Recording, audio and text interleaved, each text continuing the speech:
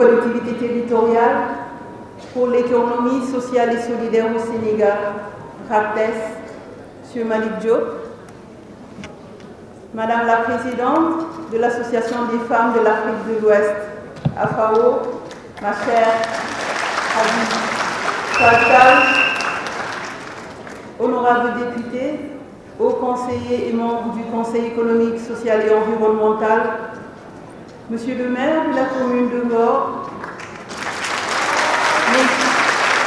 Messieurs les chefs coutumiers et traditionnels, chers pères, Mesdames et Messieurs les partenaires techniques et financiers, Mesdames et Messieurs les directeurs généraux, directeurs nationaux,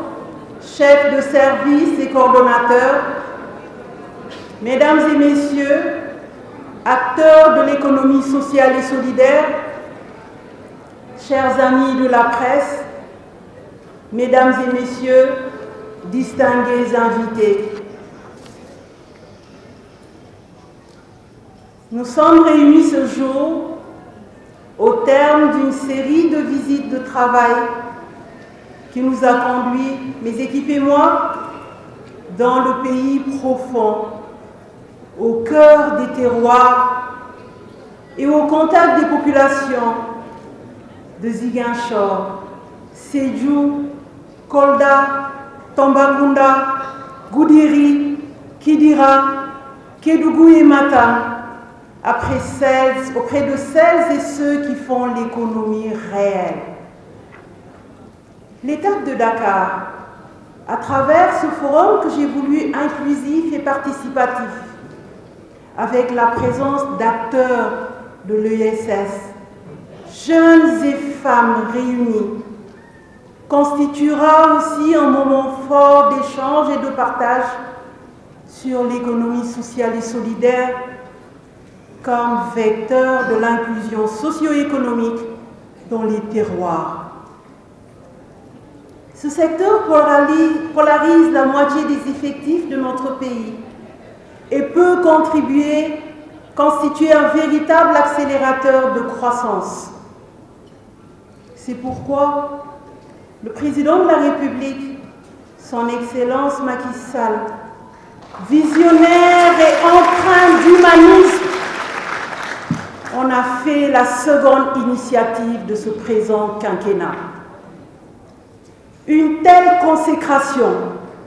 marque la détermination du chef de l'État à promouvoir et à développer le secteur de l'ESS, véritable gisement d'opportunités et lieu d'expression d'une forte créativité. C'est le lieu de magnifier les mesures hardies du président de la République, son Excellence Macky Sall, au bénéfice des populations, notamment en termes de baisse des denrées de première nécessité, de baisse des loyers et de protection sociale. En effet, les chocs exogènes dus à la pandémie à Covid-19 et la crise en cours entre la Russie et l'Ukraine, fortement du reste atténuée sous nos cieux, nous recommandent de développer des capacités de transformation locale de nos productions en faisant des acteurs de l'ESS le terreau de l'entrepreneuriat domestique d'où devront germer les champions de demain. C'est le sens de l'initiative PSE, Économie sociale et solidaire, qui vise à libérer tous les talents des jeunes et des femmes et de doper le potentiel de l'entrepreneuriat social et solidaire afin de l'ancrer dans la société collaborative. À ce propos, l'entrepreneuriat social et solidaire sera l'un des moteurs du développement inclusif, pourvoyeur d'emplois et l'assurance de revenus décents à des centaines de milliers de nos compatriotes, femmes et jeunes actifs. les acteurs de l'économie populaire.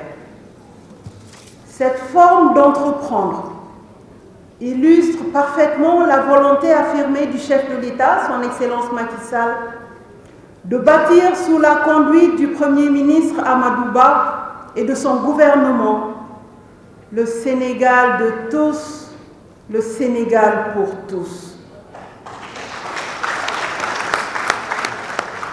Mesdames et messieurs, tout au long de ma visite dans les terroirs, ma conviction s'est nourrie davantage du lien indéfectible de la certitude que l'économie sociale et solidaire est le modèle de développement qu'il nous faut, nous autres Sénégalais, puisque c'est ce que nous savons faire et c'est ce que nous devons faire. Je le savais déjà,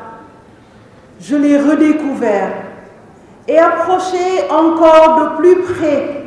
pendant tous ces jours en compagnie des braves femmes et jeunes du Sénégal, des forêts et des savanes, qui sont dans le temps de l'action et du développement, de l'entrepreneuriat, de l'autonomisation individuelle et collective, de la solidarité et du partage. Mesdames et messieurs,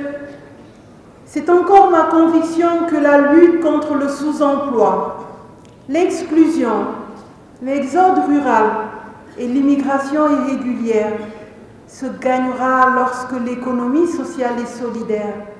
servira de cadre d'inspiration, d'orientation et d'impulsion